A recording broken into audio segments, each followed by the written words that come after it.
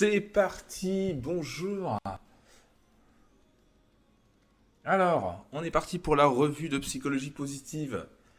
On va baisser un peu la musique. Ouais, c'était un peu violent. Pardon. Bonjour, bonjour. Alors, je vous remets sur le bon. Sur quoi on va se pencher aujourd'hui. Plusieurs articles de psychologie positive. Voilà, la lumière est mais écrasante. Je vais juste essayer de vous baisser un peu ça parce que ça me paraît un peu fort. Hop. Oui, donc on va essayer de traiter 3 articles aujourd'hui. 2 articles plutôt autour du sport. Et voilà, hop. Ouais, ouais, ouais. Et un article plutôt autour du traitement des foules et de comment plaire aux foules. Donc,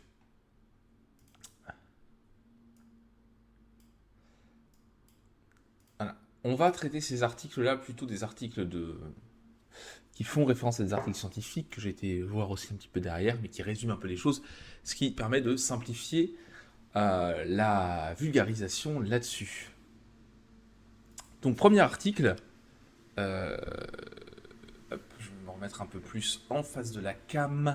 Premier article, c'est le suivant. Donc, comment plaire à une, à une foule, un public. On va le mettre comme ça. Je vous épingle ça. C'est le premier article qu'on va traiter aujourd'hui. Alors, première chose, on peut penser que, en fait, l'exemple qu'il donne, hein, c'est le côté spectacle humoristique, stand-up, etc. On a tous des goûts différents, donc on ne réagit pas tous de la même manière aux mêmes choses. On ne va pas trouver drôle la même chose. Donc on peut se dire que, en fait, finalement, il n'y a pas vraiment de recette classique qui marcherait pour toutes les foules dans toutes les circonstances. Puisque les personnes sont... Enfin, tout le monde est différent et que, a priori, un groupe, une foule, un public est constitué d'une mosaïque de personnes différentes. Et donc la question qu'on peut se poser, c'est de se dire, bah voilà, à part le fait de parler 6 heures d'affilée sans faire de pause, qui effectivement est une mauvaise idée, quel que soit le public, il n'y a pas vraiment de règles. Mais en fait, une nouvelle étude a été publiée dans Nature Communications. Je vous l'affiche ici, comme ça vous pouvez la voir. Donc, Neural mechanisms underlying the hierarchical, je vais dire ça, construction of perceived aesthetic value. Donc, les mécanismes neuronaux qui sous-tendent la construction hiérarchique qui permet de construire la valeur esthétique perçue de quelque chose. Donc, vous avez voilà, cet article qui est disponible dans Nature Communication de Iyagaya Well Tanswisut Cross et O'Doherty. Un peu du mal avec les noms des auteurs parfois. Donc, qui a été publié assez récemment, là, en janvier 2023. Alors, qu'est-ce qu'elle nous dit, cette étude? En fait, plutôt que de dire on a tous des réactions extrêmement différentes, c'est de s'intéresser aux processus qui permettent de construire une réaction. C'est-à-dire que, en gros, pour résumer, les auteurs dans cette étude montrent que, en fait, on n'aboutit pas tous aux mêmes avis, mais la manière de construire un avis, qui est très rapide, automatisé, etc., en fait, le processus est le même pour tout le monde. Et donc, quand tu connais le processus, ça peut t'aider à faire passer un message, etc. Donc, en fait, nos réponses, par exemple, quand vous voyez un tableau, une œuvre d'art, etc., ces réponses, elles ne se font pas par comparaison avec d'autres expériences, euh, ou parce qu'on a appris des choses sur tel peintre, etc. Mais en fait, la réaction positive ou négative à une peinture, elle se fait en découpant l'œuvre en composantes et en les évaluant ces composantes comme des morceaux en fait de l'œuvre. Et on va avoir une évaluation globale en fonction du nombre de morceaux de l'œuvre qu'on apprécie et par rapport à l'intensité de cette appréciation pour chaque morceau. En gros, vous faites, je dis n'importe quoi parce que c'est pas exactement comme ça, mais vous découpez un tableau en 100 morceaux. Les 100 morceaux vont être évalués en fonction de votre appréciation. Tiens, je l'aime bien, sur une échelle de 1 à 10. Je l'aime pas du tout, etc., etc. Et en fait, la moyenne, enfin la somme de toutes ces évaluations va donner une évaluation globale qui va faire que vous allez apprécier ou pas l'œuvre, plus ou moins fortement. Et le processus est un peu assez proche de ce qui se passe quand on évalue de la nourriture. Avec l'ensemble des goûts qu'on a sur la langue, les différents éléments qui composent le plat qu'on est en train de manger et l'assemblage de ces éléments. En fait, on va les évaluer les uns indépendamment des autres, et puis les uns avec les autres ensuite, on va réassembler, et ça va nous donner une appréciation globale. En fait, donc voilà, ce qu'ils disent ici, hein, c'est qu'on va avoir, quand on regarde un tableau par exemple, on va le découper en fonction de ses couleurs, de ce qu'il représente, des formes, etc. Et en fonction du nombre d'éléments qu'on trouve agréables, plaisants, eh bien, on va plus ou moins l'évaluer favorablement. Et alors après, ça dépend de vos préférences personnelles. Est-ce que voilà, il y a beaucoup de rouge? Est-ce qu'il y a un visage souriant? Un arbre que vous trouvez joli, etc.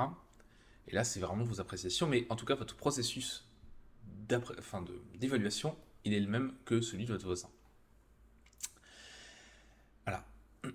Et comme on fait ça très rapidement, évidemment, on n'a pas conscience qu'on fait cette évaluation. On a l'impression que c'est une impression immédiate, globale, holistique, ce qu'il dit ici. En fait, c'est ce qu'on retrouve dans l'article. Hein.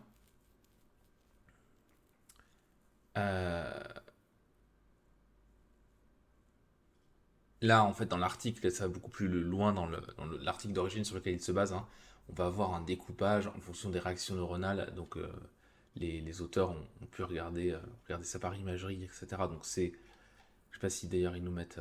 Voilà, en fait, on a tout un protocole qui permet d'évaluer, de voir comment fonctionne l'évaluation, en combien de temps, donc c'est quelques secondes, hein, et quelles sont les différentes évaluations, les composantes, etc. Donc si ça vous intéresse, vous pouvez aller regarder l'article en entier, ça va beaucoup plus loin, évidemment, que, que ce qui est évoqué dans l'article de vulgarisation que je regardais tout à l'heure, là. Vous voyez, vous avez vraiment les réactions et l'évolution et les différentes parties qui sont évaluées et comment ça se passe et où ça se passe dans le cerveau et à quel moment, etc. Avec tout un protocole, avec des grilles. Enfin, bon, c'est tout des protocoles assez classiques, mais qu'on va pas forcément toujours détailler. Alors, hop. Donc, qu'est-ce qu'ils nous disent d'autre? Donc, qu'est-ce que ça veut dire pour euh, la prise de parole en public? Tout ça. Hop. Je coupe la caméra, le temps de me moucher.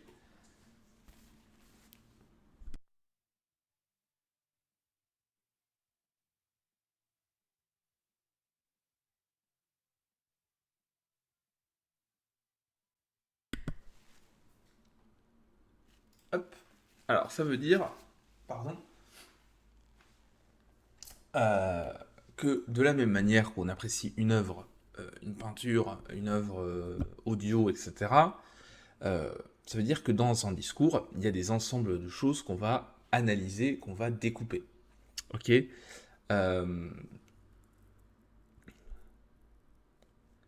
c'est toutes les éléments qu'on va avoir dans la préparation, la prise de parole en public, etc. C'est-à-dire qu'en fait, il y a toujours, et ce qui marche bien, vous le savez, si vous avez regardé un peu des TED Talks ou des choses comme ça, c'est le fait de raconter une histoire, d'avoir un rythme, un début, une fin, de partir d'un point A, d'arriver à un point B, d'avoir des moments où on va avoir des moments de détente avec des petites blagues.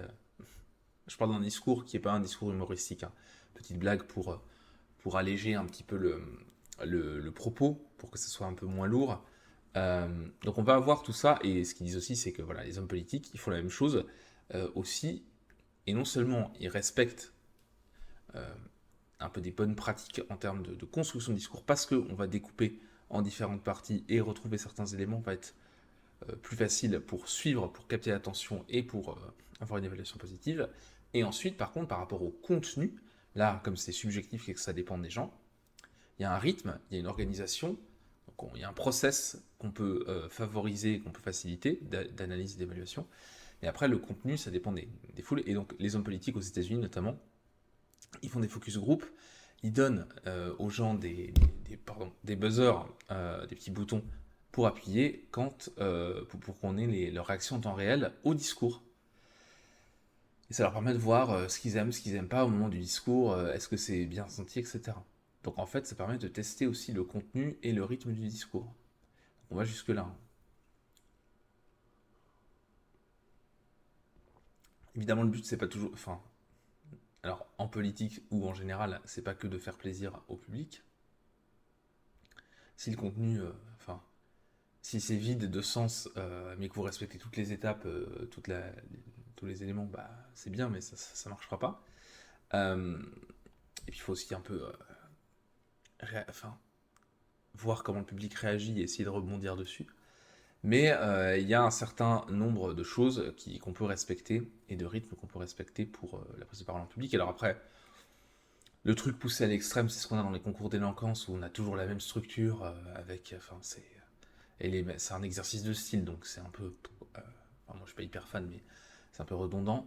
Euh, mais par contre, dans un discours, vous allez avoir à la fois des éléments à respecter par rapport à la captation de l'attention, et à la fois d'autres éléments à respecter par rapport au rythme et à la manière dont on déconstruit le discours. Il faut qu'on retrouve des éléments et on va évaluer les éléments morceau par morceau.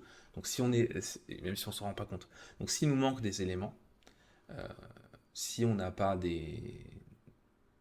si on n'a pas des éléments saillants qui ressortent, qui donnent du relief au discours, etc., et qu'on ne respecte pas un certain rythme, ça va jouer contre nous. Donc en fait, bon là c'est un peu de l'extrapolation dans cet article de vulgarisation, mais en fait ce qui est intéressant c'est que oui on a nos sensibilités, oui on a nos préférences, notre histoire, nos connaissances des œuvres, etc.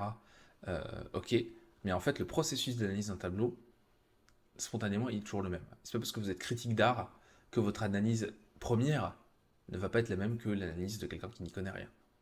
Voilà.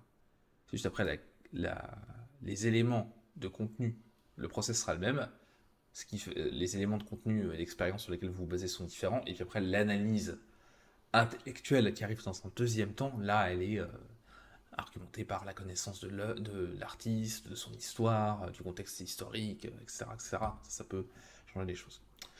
Voilà pour ce premier article qui était, bon, un titre un peu putaclic quand même, mais l'article qui est derrière est intéressant.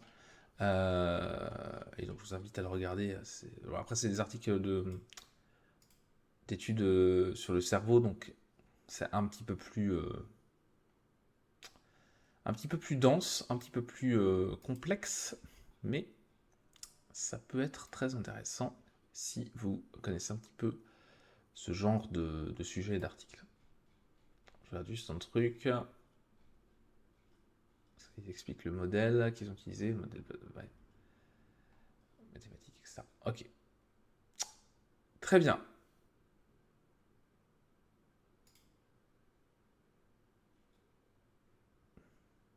Deuxième article. On va aller sur des thématiques un peu similaires maintenant. Quel type d'exercice? Alors, hop, quel type d'exercice physique faire pour sa santé mentale? Et c'est parti, je vous épargne ça. Merci. Let's go. Alors, on a eu aussi là récemment une nouvelle étude qui est parue récemment, voilà, qui a utilisé un énorme corpus on appelle des corpus de données qui sont disponibles pour faire une énorme analyse, donc sur 128 000 participants et 1039 expérimentations. Et cet article, il a été publié, que je vous dise pas de bêtises. Alors les sources de données, la base de données, elle date de 2022, mais l'article a été publié en 2023, sauf que je ne sais plus sur cette revue-là où est la date. On va simplement ouvrir le PDF et comme ça, on va la voir. Tac. Alors, review, 3 février 2023. Très bien. Donc, la conclusion globale de cette étude, c'est que pour se protéger de l'anxiété et de la dépression, faire du sport, de l'exercice physique, de l'activité physique, je ne rentre pas dans les subtilités entre les deux, eh bien, c'est quelque chose qui est aussi efficace que la thérapie ou le fait de prendre un traitement médicamenteux. Pardon. Alors, la question, les auteurs sont penchés sur cette question, les chercheurs, et ils vont même jusqu'à regarder quelle quantité d'exercice est intéressante, quel type d'exercice est intéressant. Donc, comme je le disais, les chercheurs qui ont réalisé cette étude-là, Singh et collaborateurs, il y a une palanquée de chercheurs qui ont participé, australiens. Ils ont pris donc 1000 études randomisées, 1000 essais randomisés, des études avec des études très robustes en termes de construction, etc. Voilà. Donc 128 000 participants, et ils ont regardé comment le fait de faire de l'exercice, donc des protocoles où on donnait des exercices à faire aux gens, comment on pouvait comparer ça au traitement. Par rapport à l'anxiété et à la dépression, et à d'autres interventions comme le fait d'en apprendre plus sur le sport et le fitness, et de se fixer des objectifs. Donc, dans les études qui ont été retenues, on va avoir une variété d'exercices physiques, d'activités physiques qui vont du yoga au tai chi, au fitness, à la danse et à la musculation, par exemple. Et on a des gens qui sont dans des conditions différentes, qui ont des pathologies différentes. Certains souffrent de dépression, d'autres d'anxiété, d'autres de stress post-traumatique, par exemple. Et la sévérité des symptômes, elle est évaluée avant le protocole, enfin l'intervention qui est proposée. Toutes les études et tous les résultats là, montrent que l'exercice physique permet de réduire la dépression, l'anxiété et le stress, même plus que les traitements classiques. Alors, vous connaissez tous le process, hein. Ça libère des endorphines, ça améliore l'humeur, ça améliore le sommeil, ça réduit le stress, ça renforce l'estime de soi, la confiance en soi, et ça nous fait, quand on a fini sa séance de sport, etc., et quand on fait du sport régulièrement, on se sent plus accompli, et ça donne du sens aussi à ce qu'on fait. Le type d'exercice, selon les chercheurs, n'a pas beaucoup d'importance quand l'objectif c'est la santé mentale, mais on a quand même plus d'effet quand on a de l'exercice physique intense. En gros, si on fait un vrai effort, qu'on transpire, qu'on a le cœur qui monte dans les tours, eh bien là, on va avoir plus de bénéfices que si on fait une activité plus modérée, plus cool, qui va être moins intense en fait. En termes de volume horaire, le but c'est plutôt d'aller à 2,5 heures par semaine, et c'est mieux que d'en faire trop. Donc 4 à 5 séances par semaine, pas tous les jours, mais la plupart des jours. 30 minutes, ça peut suffire. Il suffit qu'on soit dans l'intensité. Et en fait, ça rejoint un peu les conseils qu'on va avoir sur le volume d'activité physique. C'est-à-dire que quand vous faites de l'activité physique intense, il vaut mieux pas dépasser 2,5 heures par semaine. Alors, sauf si vous êtes sportif de haut niveau, mais c'est encore autre chose. Vous pouvez faire beaucoup plus d'exercices physiques que ça, mais l'exercice physique intense, il vaut mieux pas dépasser ça. Voilà, sauf si c'est votre métier et que vous êtes bien encadré pour ça. Et donc, et surtout 2,5 heures par semaine, c'est beaucoup plus gérable que de se dire, attends, je vais me lancer dans 5, 6 heures, 10 heures de sport par semaine. Les effets sont pas immédiats. Ça, c'est aussi une des leçons de l'étude. On parle toujours de santé mentale, hein. Évidemment, le sport a plein d'effets bénéfiques, a plein d'autres effets que la santé mentale, mais concernant la santé mentale, les effets ne sont pas toujours immédiats. Souvent, ça prend plusieurs semaines, voire plusieurs mois. En tout cas, c'est sûr que ça prend plusieurs séances de sport. On peut avoir une satisfaction sur le moment où on a fait la séance, mais l'effet à moyen long terme sur la santé mentale, il nécessite évidemment d'installer une habitude et d'avoir d'avoir une routine sportive d'exercice physique qui fait qu'on va avoir un effet de fond en fait. Et d'ailleurs, plus les gens sont... Alors, il y a un effet de fond, mais on a aussi une habituation qui se met en place. Plus vous faites du sport depuis longtemps, moins ça va avoir un effet sur votre santé mentale. C'est-à-dire que si vous faites du sport depuis que vous avez, je sais pas, que vous avez 10 ans, que vous en avez 30, ça fait 20 ans que vous faites du sport toujours à la même intensité, enfin toujours au même volume, etc., ça va avoir moins d'effet si vous avez un épisode de santé mentale dégradé à un moment donné que si vous faisiez pas de sport et que vous vous y mettiez. Alors après, on peut toujours se poser des questions sur la limite du truc, c'est-à-dire que si vous faites en fait, si vous faites du sport, enfin, si vous êtes par exemple dépressif, que vous vous mettez au sport, vous allez avoir un effet, mais plus on va avancer dans le temps, moins l'effet sera important. C'est-à-dire qu'au bout d'un an ou 2 ans, voilà, s'il se passe rien d'autre, ça va avoir des limites. Donc le sport peut aussi être une manière de réamorcer la pompe, de se remettre dans une dynamique et à côté de ça, de faire plein d'autres choses. Même chose, quelqu'un qui est déjà sportif, ça va moins l'aider. Par contre, évidemment, quelqu'un qui est moins sportif, s'il arrête le sport, en général, ça va plutôt aggraver les choses. Donc en fonction de ce qui se passe dans votre vie, vous êtes plus ou moins un bon candidat pour bénéficier de l'effet du sport sur la santé mentale. Et les plus gros effets ont été observés euh, chez des gens qui étaient en bonne santé, chez des gens qui étaient diagnostiqués comme dépressifs, d'un point de vue clinique, qui avaient des problèmes de reins, on parle toujours de santé mentale, hein, qui avaient le VIH, ou qui étaient dans des maladies chroniques au niveau pulmonaire.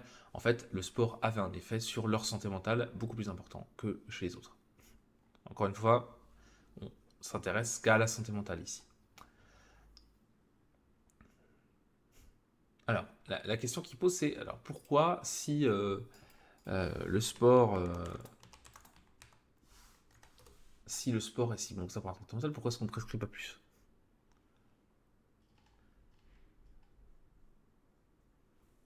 Alors en France, c'est ce que j'étais en train de vérifier là. Depuis le 1er mars 2017, on peut le faire. On peut prescrire du sport sur ordonnance. Ça s'appelle l'activité physique adaptée, l'APA. Alors, premier problème, alors je vois dans un autre article en même temps, parce que ça fait 5 ans que ça existe, un peu plus maintenant, un tout petit peu plus.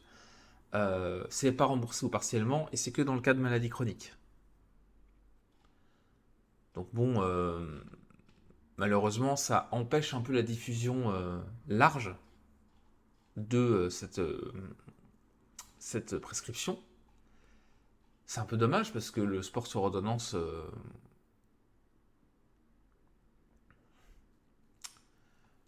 ça pourrait bénéficier à beaucoup plus de gens que les gens qui sont dans une maladie chronique. Mais bon, en tout cas, depuis 2017, c'est possible. Dans ce cadre-là, apparemment, c'est pas encore assez prescrit. Il se trouve, c'est pas remboursé. Je vous assure que, je sais pas, on va payer 150 euros d'adhésion à une asso pour faire du sport ou 30 balles par mois. On y gagnerait probablement en termes de remboursement. Enfin, j'ai des médicaments qui coûtent beaucoup plus cher que ça en maladie chronique. Donc finalement, par rapport à ça, c'est pas un budget énorme, et vu les effets, ça pourrait être quand même très intéressant. Mais bref. Euh, En tout cas, ce qui est certain, c'est que l'activité physique, c'est une manière sûre et efficace d'améliorer la santé mentale. Et ça devrait être prescrit en plus, à côté, en parallèle, d'autres traitements, notamment pour la dépression, euh, mais pas que pour l'anxiété, etc. Ça pourrait être intéressant. Parfois en première intention avec une thérapie à côté, parfois en deuxième intention en plus des antidépresseurs, mais vous savez, hein, les antidépresseurs, il y a toujours des effets secondaires. Euh, Parfois même, il y a des gros risques au moment de l'entrée de la prise d'antidépresseurs qui peuvent, en effet secondaire, générer des pensées suicidaires, etc. Donc, il y a quand même des gros risques. Le sport, il y a des risques de blessure, bien sûr, mais il y a moins de risques que ça. Après, c'est pas la panacée et il ne suffit pas de faire 3 séances de sport pour sortir d'une dépression non plus, hein. Donc, c'est toujours un dosage. Mais en tout cas, dans l'arsenal qu'on peut proposer, ça peut être intéressant, notamment pour des personnes qui sont dans des situations beaucoup moins sévères de dépression, d'avoir cette première intervention qui va arriver peut-être avant la solution médicamenteuse, qui a un certain nombre d'inconvénients qui sont assez importants. Alors, bon, évidemment, la limite, c'est que quand vous êtes en dépression, ça peut réduire la motivation et l'énergie, souvent.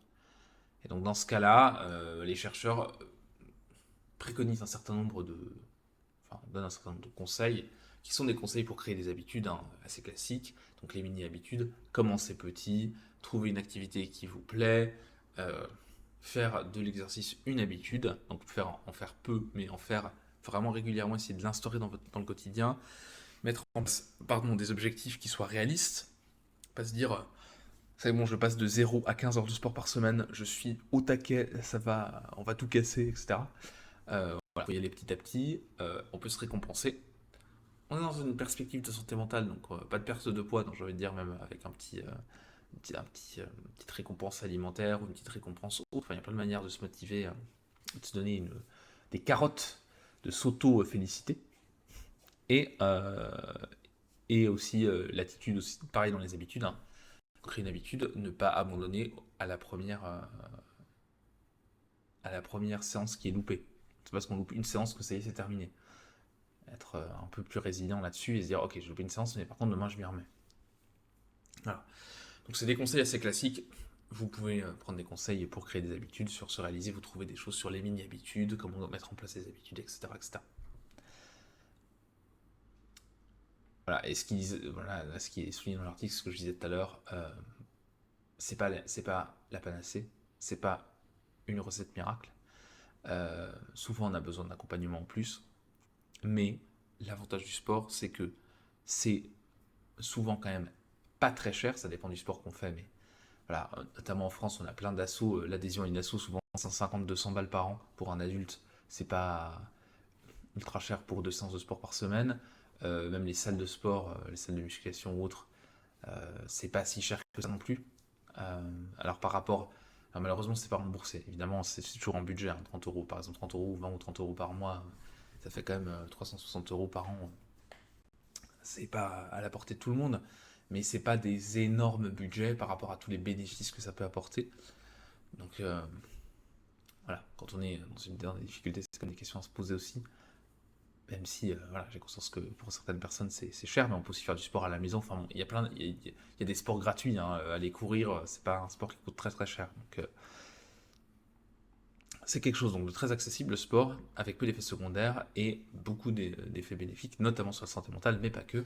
Donc c'est intéressant d'aller en profiter, d'en faire en fait, hein. Euh,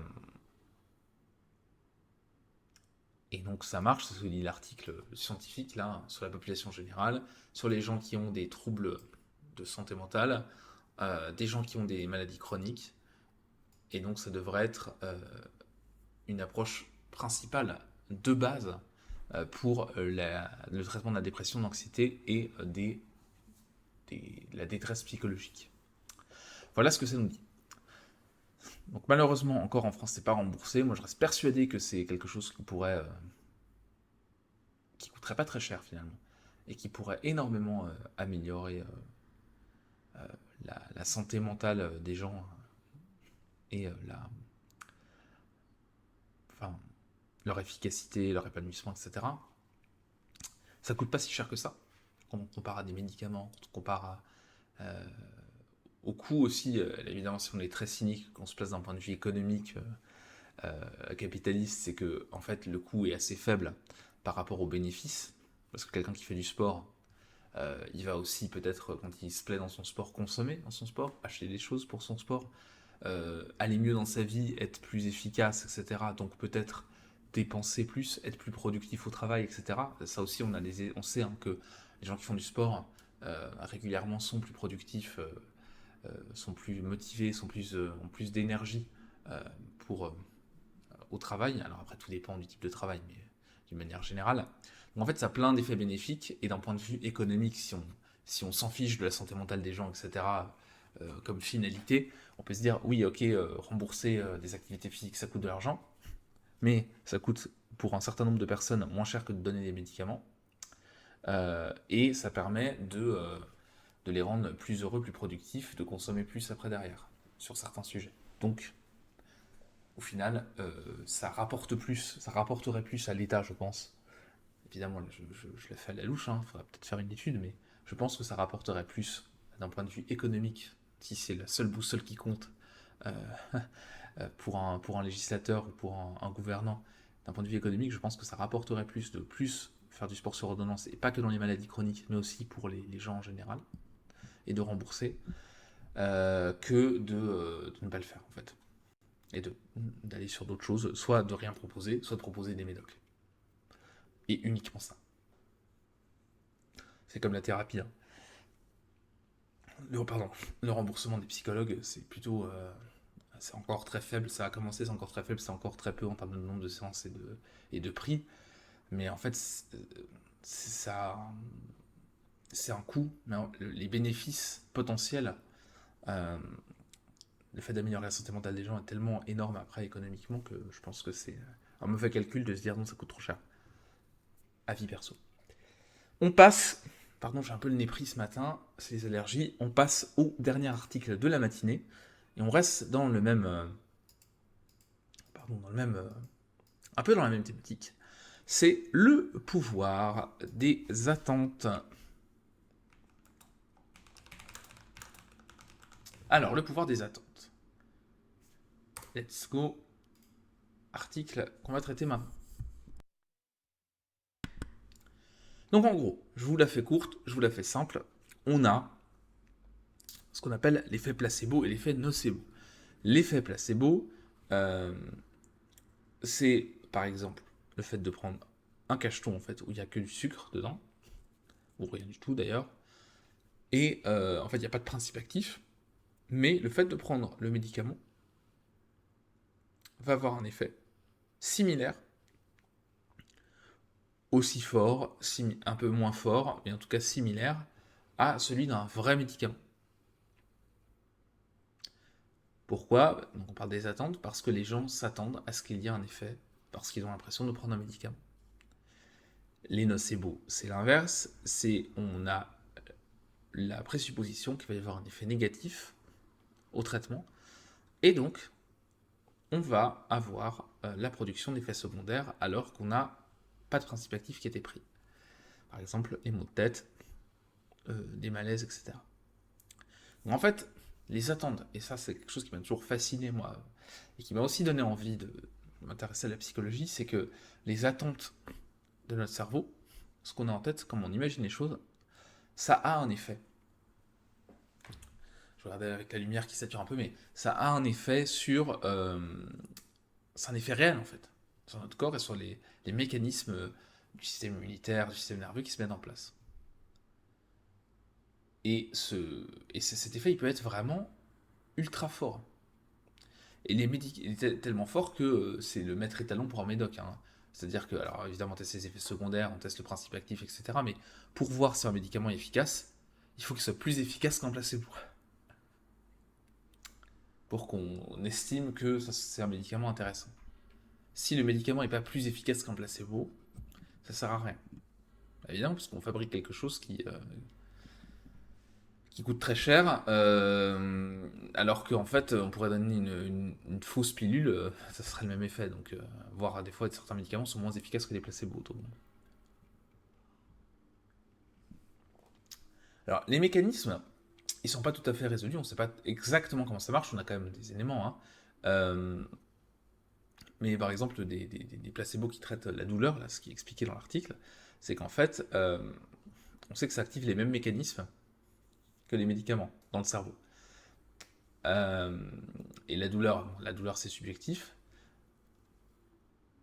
mais en fait on va avoir des zones du cerveau qui vont s'activer de la même manière que quand on prend des vrais médicaments. Et évidemment, les médicaments qui traitent notamment la douleur pour la réduire ont des effets d'addiction, ont des effets secondaires. Donc là encore, comme l'article précédent, avec le sport, les placebos sont aussi intéressants parce qu'ils évitent des effets secondaires indésirables. Si vous n'avez pas d'effet nocebo, placebo c'est forcément positif. Et donc là on a une étude qui est citée de 2021, là pardon, c'est Neuroscience, une étude de le lien est en dessous mais c'était pas ce lien.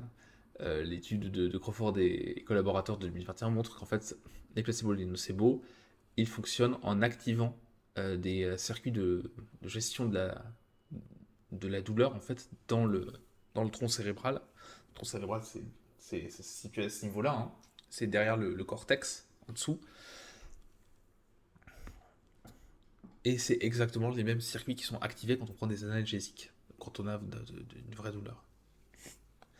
Et donc là, plus récemment, un groupe de chercheurs de Norvège ont fait une étude pilote pour voir les effets, donc un peu placebo, des attentes par rapport à un entraînement, à un programme d'entraînement physique. Donc, hop là, je regarde. Oui. Un programme d'entraînement physique. Donc en fait, en gros, on a des gens qui viennent faire un programme de sport, on fait un test pliométrique, si je ne me trompe pas. Donc en fait, on fait un test qui permet de voir leur puissance au niveau des jambes. Hop là. Test de détente, on dit en français. Ok. Voilà, donc un test de détente. Donc, en gros, teste la hauteur à laquelle il saute au max, etc. Et on va avoir deux groupes. On a un groupe, on va leur dire, on vous a fait un programme adapté à vous, spécialement customisé par rapport à votre profil de vélocité. Et les autres, on va leur dire, on vous donne un programme standard. Évidemment, le petit twist, c'est que les deux programmes sont parfaitement identiques. Voilà. Mais en fait, dans le groupe placebo, en gros, on leur dit que le programme a été spécialement conçu pour eux. Donc, c'est pas un programme générique et qui va donc être plus efficace puisqu'il est adapté pour qu'ils progressent plus vite, pour optimiser leur performance, etc. Après 10 semaines d'entraînement, les deux groupes sont réévalués et en fait, on a des différences. Alors, pas sur tout, mais sur un élément notamment, c'est-à-dire que le groupe placebo, auquel on a dit que on aurait fait un truc aux petits oignons spécialement pour eux, adapté, etc. En fait, ils ont une plus grande performance au, au 1RM, au squat, c'est-à-dire la répétition. Donc en gros, le poids maximum que vous pouvez soulever une fois au squat. Donc le squat, c'est ce que, enfin, vous avez ça à gauche, hein, le schéma du back squat. Donc, la barre sur les omoplates, l'attaque, vous descendez, on vous met le poids max, on teste le poids max, et en fait, eux, ils ont un poids max qui est plus important, en sachant qu'on les avait testés avant aussi, hein, pour les comparer. En tout cas, leur progression, le poids max qu'ils peuvent mettre à la fin est plus important que le poids max que les autres, à qui on a dit que c'était un truc générique, leur programme, euh, et donc que les autres qui ont un programme générique peuvent faire. En sachant que les deux ont le même programme, hein, juste le groupe placebo au test auquel on a dit que le programme était spécifique pour eux, qui était conçu pour eux, personnalisé, et les autres on leur a dit que c'était un programme générique, alors que c'est la même chose dans les deux cas. Bien. Et aussi au niveau des muscles des cuisses, on a une plus grosse, les muscles des cuisses ont plus progressé, sont plus développés pendant 10 semaines chez des gens qui avaient qui étaient dans le groupe placebo. Alors la force, il n'y a pas de différence par contre en vitesse de sprint, ou en puissance au leg press, donc la presse à cuisse, hein, vous êtes en général normalement à 45 degrés, vous avez une presse, une plaque, vous poussez avec les jambes et vous avez du poids sur les côtés. Ou alors c'est la leg press horizontale où vous poussez comme ça avec vos jambes. Comme ça, tac, vous poussez avec vos jambes, hop. Et vous avez des poids aussi avec une poulie en général quand c'est l'horizontale. Donc juste une différence au niveau du squat, de la puissance du maximum qu'ils peuvent soulever au squat et de l'épaisseur des cuisses. Et en fait, je sais plus, voilà.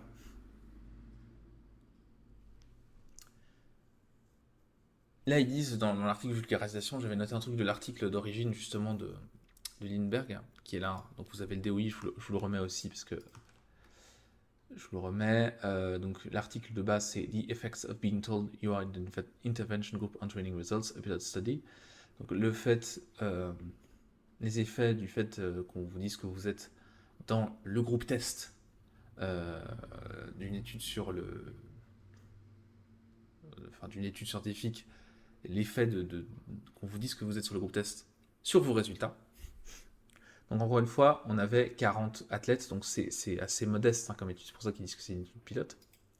Mais ce qu'ils ont noté, parce que là, dans l'article de vulgarisation, ils disent oui, il y a peut-être une différence entre leur adhésion au programme. En fait, les gens qui étaient dans le groupe placebo avaient une adhérence au programme légèrement plus importante que le groupe contrôle. C'est-à-dire qu'ils faisaient plus de séances, un peu plus de séances, ils rataient moins de séances, etc. Et la différence, c'est pour ça que c'est important, l'adhérence au programme, donc le fait de ne pas louper de séance, etc. En fait, même quand on corrige ça, on se dit, ok, dans les deux groupes, on a une meilleure adhérence dans le groupe placebo. Si on neutralise cet effet adhérence, c'est-à-dire qu'on prend des gens qui ont une adhérence équivalente dans les deux groupes et qu'on enlève ceux qui ont une plus grosse adhérence, il reste quand même une différence au niveau du 1RM du squat. C'est-à-dire que même ceux qui s'entraînaient, qui ont fait exactement le même nombre de séances dans les deux cas, et bien dans le groupe placebo, même avec un nombre de séances strictement équivalent, ils ont des meilleures performances au 1RM. Donc, voilà, l'effet, il est pas que lié à la motivation, c'est-à-dire, c'est pas juste, on vous dit que vous avez un programme custo, donc vous êtes plus motivé pour faire votre programme, donc vous faites un peu plus de séances, vous loupez moins de séances. Il n'y a pas que ça. C'est-à-dire que même si vous faites pas plus de séances, vous loupez pas toutes les séances que loupe le groupe auquel on a dit qu'ils avaient un programme générique, même quand on contrôle cette variable-là, on a un effet qui est mesurable et qui reste significatif. Donc, c'est quand même hyper intéressant. Alors après, peut-être que dans la séance, il poussait un peu plus fort, etc. Mais on n'a pas tous les détails non plus de ce qui se passait exactement dans la séance. C'est un peu la limite de l'étude. Pardon, hein, j'ai le nez un peu pris ce matin. Mais en tout cas, c'est hyper intéressant parce qu'on a, vous voyez, hein, des différences vraiment sur